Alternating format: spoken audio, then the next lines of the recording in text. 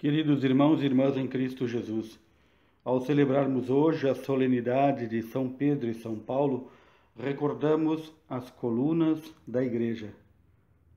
Vemos no Santo Evangelho como nos é narrada por Mateus esta cena tão bela acontecida em Cesareia de Filipe, à beira-mar, quando o Senhor, perguntando aos discípulos: quem dizem os homens ser o Filho do Homem? Pedro, movido pelo Espírito Santo, confessa: Tu és o Messias, o Filho do Deus vivo.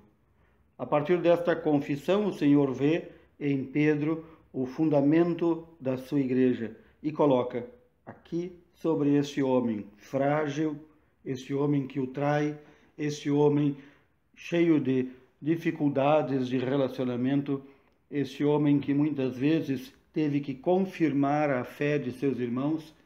Neste homem, Pedro, o pescador, coloca-o como uma das colunas da sua igreja e diz: sobre esta pedra edificarei a minha igreja. O Senhor aqui não está falando de suas igrejas, mas a minha igreja. Ou seja, o poder que eu recebi de meu Pai, eu agora transmito a ti, Simão, filho de Jonas, que doravante será chamado Pedro, e sobre esta pedra edificarei a minha igreja, e nem o poder do inferno poderá nunca vencê-la. O Senhor mais ainda dá as chaves do reino dos céus, dizendo a Pedro: tudo o que tu ligares na terra será ligado nos céus, e tudo o que tu desligares na terra será desligado nos céus. O Senhor se utiliza desta também belíssima imagem das chaves, a chave como o símbolo maior da potestade, do poder. Este poder que o apóstolo Pedro transmite a seus sucessores e transmite aos sacerdotes da igreja, o poder de ligar e desligar, de perdoar ou não perdoar. Tudo isso o Senhor confiou a um humilde homem, um simples pescador. Nós poderíamos nos perguntar quantas vezes, lá no nosso íntimo, por que o Senhor não confiou a guarda dos sacramentos e da sua igreja a alguém mais santo, a alguém mais puro ou a alguém mais preparado? E nós nos recordamos daqueles nossos irmãos que estão acima de nós em grandeza e santidade, os santos anjos. Mas o Senhor decidiu confiar aos homens. Este é um mistério da misericórdia do Senhor, nos conhecendo a nós e a nossa fragilidade. A segunda coluna que vemos no dia de hoje, São Paulo, já pronto para ser derramado em sacrifício, segundo as suas próprias palavras, já pronto para a sua partida, depois de haver pregado em todos os povos que pôde o Santo Evangelho, ele diz: o Senhor me libertará de todo mal. Para quê? Para me salvar para o seu reino celeste. A ele a glória pelos séculos dos séculos. Este Senhor justo juiz, como nos diz Paulo, dará naquele dia, não somente a mim, mas também a todos que esperam com amor a sua manifestação gloriosa, a coroa da justiça. Por isso, São Paulo, mesmo conhecendo as suas fragilidades, mesmo dizendo: eu sou o menor dos discípulos, nem mereço ser chamado de discípulo, São Paulo, vendo a si mesmo, diz: eu, que sou um abortivo, fui chamado a fazer parte dos apóstolos. E por isso também toma este nome, Paulus, o pequeno. Este Saulo, perseguidor dos cristãos, um homem valente na sua fé judaica, conhecedor profundo, quando é tocado na estrada de Damasco, então, não em si, mas diante de todos os problemas da sua vida, diante de todo modo como vivia, ele vai caindo. E aqui há umas demais imagens desta beleza, desta queda.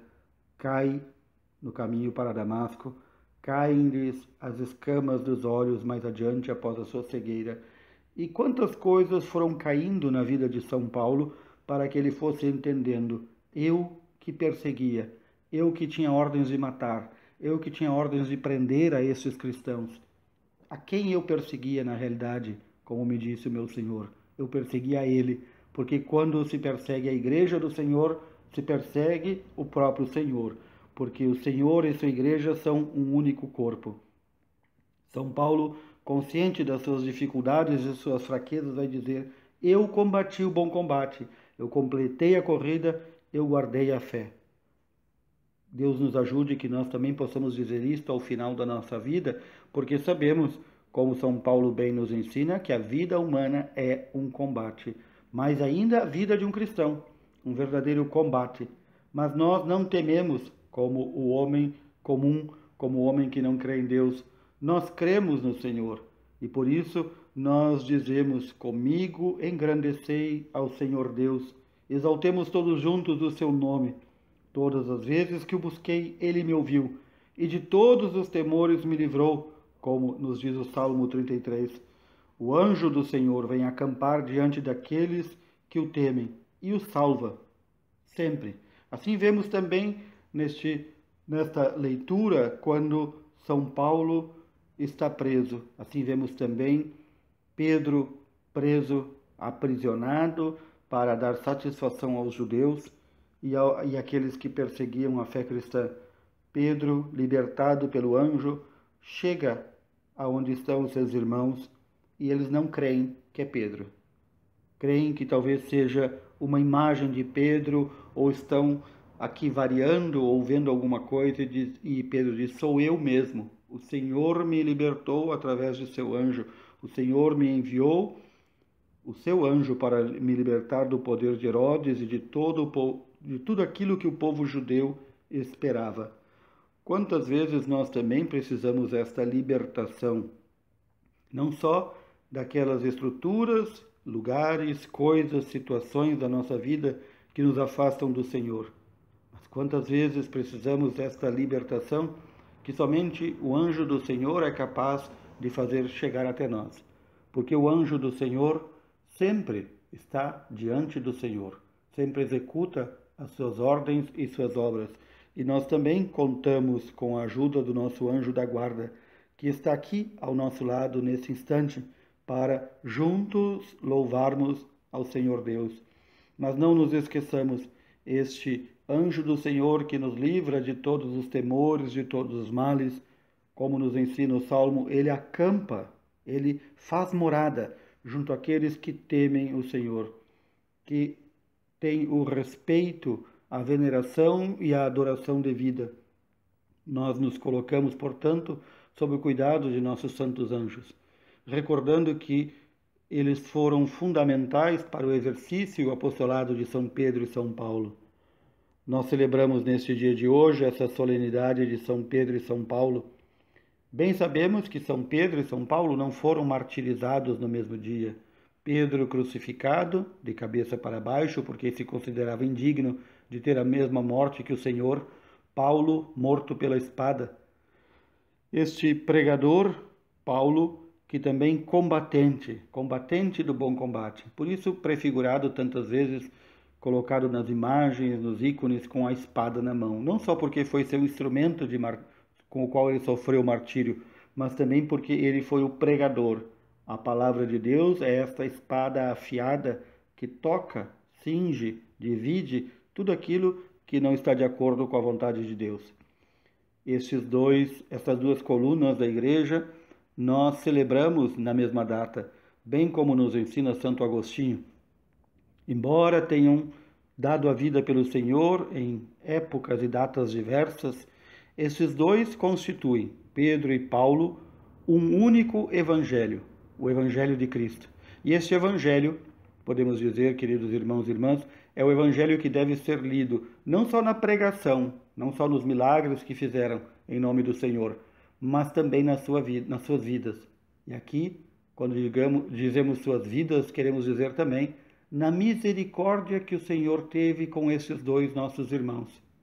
Pedro, o príncipe, o primeiro dos apóstolos, Paulo, o pregador de todas as nações, que eles, em unidade que temos com o Santo Padre, queremos nesse dia hoje recordar do Santo Padre o Papa, que continua o ofício de São Pedro, para confirmar-nos na fé. Rezemos muito pelo Santo Padre, rezemos muito pela Igreja, Recordemos as nossas realidades locais, a nossa realidade de cada diocese a qual pertencemos e recordemos também a Igreja em todo o mundo, a Igreja que se fez presente em todo o mundo graças à pregação dos apóstolos. Nós queremos sempre voltar, ter a graça de voltar para contemplar estas duas fontes, estas duas colunas da Igreja, Pedro e Paulo, que eles roguem por nós e nos confirmem na fé. Louvado seja nosso Senhor Jesus Cristo, para sempre seja louvado.